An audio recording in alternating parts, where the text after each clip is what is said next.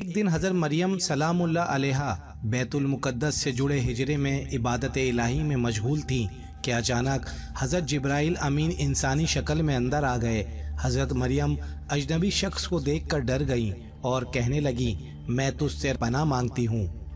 حضرت جبرائیل علیہ السلام فرمانے لگے، میں تو پروردگار کا بھیجا ہوا فرشتہ ہوں اور تمہیں ایک پاکیزہ بیٹی کی خوشخبری دینے آیا ہوں۔ یہ سن کر مریم سلام اللہ علیہا کو اور تعجب ہوا کہ سبحان اللہ، مجھے بیٹا ہونے والا ہے، میرا تو نکاح ہی نہیں ہوا۔ فرشتے نے آپ کے تعجب کو یہ فرما کر دور کرنا چاہا کہ یہ سب سچ ہے، لیکن اللہ اس پر قادر ہے کہ بغیر خاوند کے اور بغیر کسی اور بات کے آپ کو اولاد دے دے۔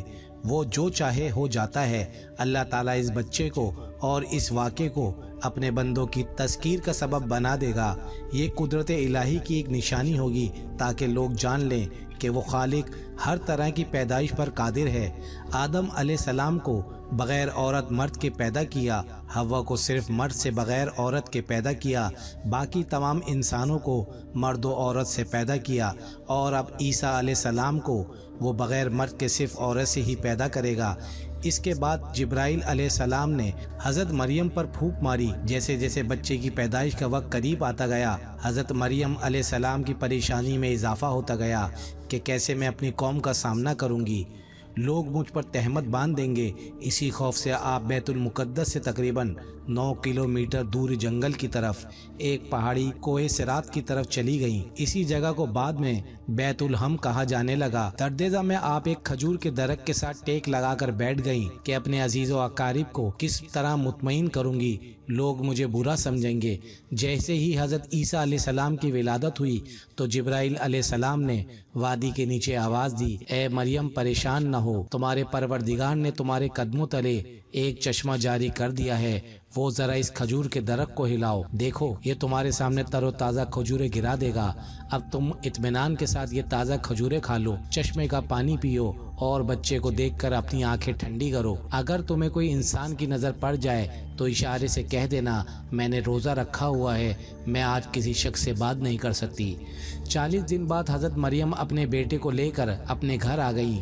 بس جیسے ہی نومولود بچے کو حضرت مریم سلام اللہ کی گود میں دیکھا، لوگ پکار اٹھے۔ اس طرح تمام لوگ جمع ہو گئے اور حضرت مریم پر ہر طرح کی تہمتیں باندھنے لگے۔ پھر اچانک حضرت مریم نے بچے کی طرف اشارہ کیا جو کہ اس وقت دودھ پی رہے تھے۔ وہ بول اٹھے، میں اللہ کا بندہ ہوں، اور پھر اللہ کی طرف سے نبوت اور کتاب ملنے کی خبر دی۔ اس کے بعد فرمایا، اللہ نے مجھے نماز اور زکوٰۃ کا پابند بنایا، اور جب تک میں زندہ ہوں مجھے اپنی والدہ کا حق ادا کرنے والا بنایا، سرکش اور بدبخت نہیں بنایا، اور اللہ کی سلامتی ہے مجھ پر، جب میں پیدا ہوا، جب میں مروں گا اور جب دوبارہ زندہ کر کے اٹھایا جاؤں گا۔ یہ سننے کے بعد کچھ لوگ کو یقین ہو گیا کہ بی بی مریم آپ پاک دامن ہیں اور یہ بچہ اللہ پاک کا معجزہ ہے، لیکن زیادہ تر پھر بھی حضرت مریم اور ان کے بیٹے حضرت عیسیٰ علیہ السلام کے خلاف ہی رہے۔ حضرت عیسیٰ علیہ السلام کی عمر مبارک 7 سال کی ہوئی تو یہودیوں نے ان کو بہت تنگ کرنا شروع کر دیا اور بیت المقدس کے حالات خراب ہونے لگے، تو حضرت مریم سلام اللہ علیہا اپنے بیٹے حضرت عیسیٰ علیہ السلام کو لے کر مصر کی طرف ہجرت کر گئیں۔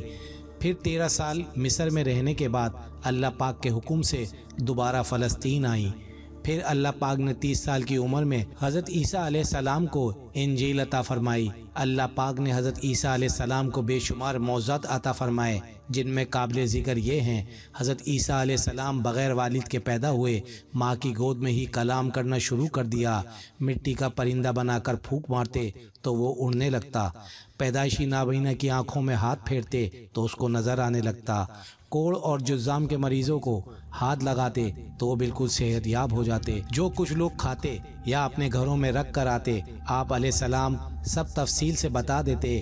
ان سب کے معجزات کے باوجود بنی اسرائیل کی اکثریت نے آپ کو جھٹلایا، اور صرف چند لوگ جن کی تعداد 12 بتائی جاتی ہے وہی آپ پر ایمان لائے، جن کو قرآن پاک میں حواریوں کے لقب سے پکارا گیا۔ ارشاد باری تعالیٰ ہے، حضرت عیسیٰ علیہ السلام نے ان کا کفر محسوس کر لیا تو کہنے لگے، اللہ تعالیٰ کی راہ میں میری مدد کرنے والا کون ہے؟ حواریوں نے جواب دیا، ہم اللہ تعالیٰ کی راہ میں آپ علیہ السلام کے مددگار ہیں، ہم اللہ تعالیٰ پر ایمان لائے اور آپ علیہ السلام گواہ رہیے کہ ہم تابعدار ہیں۔ اس کے بعد تبلیغ کے غرض سے حضرت عیسیٰ علیہ السلام اپنے حواریوں کے ساتھ شام تشریف لے گئے۔ وہاں بھی بنی اسرائیل نے آپ کی بڑھ چڑھ کر مخالفت کی اور ہر طرح سے آپ علیہ السلام کو اذیتیں دی۔ پھر ایک دن حضرت عیسیٰ علیہ السلام کے حواریوں نے عجیب فرمائش کی، جس کو اللہ پاک نے قرآن میں اس طرح بیان کیا ہے۔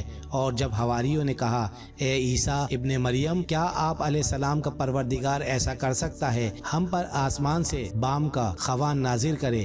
انہوں نے کہا، اگر ایمان رکھتے ہو تو اللہ سے ڈرو۔ وہ بولے، ہماری خواہش ہے کہ ہم اس میں سے کھائیں اور ہمارے دل تسلی پائیں اور ہم جان لیں کہ تم نے ہم سے سچ کہا اور ہم اس خوان کے نزول پر گواہ رہے ہیں۔ حضرت عیسیٰ ابن مریم نے دعا کی، اے ہمارے پروردگار، ہم پر آسمان سے خوان نازل فرما، ہمارے لیے وہ دین عید قرار پائے، یعنی ہمارے اگلوں اور پچھلوں سب کے لیے وہ تیری طرف سے نشانی ہو، اور ہمیں رزق دے، تو بہتر رزق دینے والا ہے۔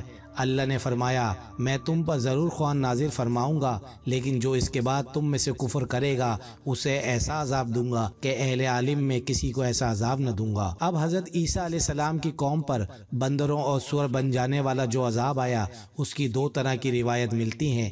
ایک تو یہ ہے، ایک دن قوم کے 40 کے قریب لوگوں نے حضرت عیسیٰ علیہ السلام کو گھیر لیا، آوازیں کسنے لگے، اور زدہ کی پیدائش ہمارے علاقوں سے نکل جاؤ۔ حضرت عیسیٰ علیہ السلام کو بہت دکھ پہنچا تو اللہ پاک نے ان 40 پر یہ عذاب نازل کیا کہ کچھ کو بندر اور کچھ کو سور بنا دیا۔ قرآن میں اللہ پاک فرماتا ہے، کہہ دو کیا میں تمہیں بتاؤں کہ اللہ کے ہاں ان میں سے کسی کی بری جزا ہے، وہی جس پر اللہ کی لعنت کی اور اس پر غضب نازل کیا، اور بعضوں کو ان میں سے بندر بنایا اور بعضوں کو سور، اور جنہوں نے شیطان کی بندگی کی وہی لوگ درجے میں بدتر ہیں اور راہ راست سے بھی دور ہیں۔ دوسری روایت حضرت عمار بن یاسر رضی اللہ تعالی عنہ سے ہے کہ حضور اکرم صلی اللہ علیہ وآلہ وسلم نے فرمایا، آسمان سے دسترخوان اترا جس میں روٹی اور گوشت تھا، ان کو حکم ملا کہ خیانت نہ کریں، ذخیرہ نہ کریں اور نہ کل کے لیے اٹھا کر رکھیں، لیکن انہوں نے خیانت کی، ذخیرہ کیا اور اٹھا کر رکھا تو وہ بندروں اور سوروں میں تبدیل ہو گئے۔ حضرت عیسیٰ علیہ السلام کی عمر مبارک 33 سال ہوئی تو یہودی نے آپ کو سولی پر چڑھانے کا فیصلہ کر لیا۔ حضرت عیسیٰ علیہ السلام کے زمانے میں شام کا علاقہ رومیوں کے زیر نگی تھا، یہاں ان کی طرف سے جو حکمران مقرر تھا وہ کافر تھا۔ یہودیوں نے حضرت عیسیٰ علیہ السلام کے خلاف ان کے کان بھر دیے، چنانچہ اس نے یہودیوں کے مطالبے پر حضرت عیسیٰ علیہ السلام کو سولی دینے کا فیصلہ کر لیا، لیکن اللہ تعالیٰ نے انہیں باحفاظت آسمان سے اٹھا لیا۔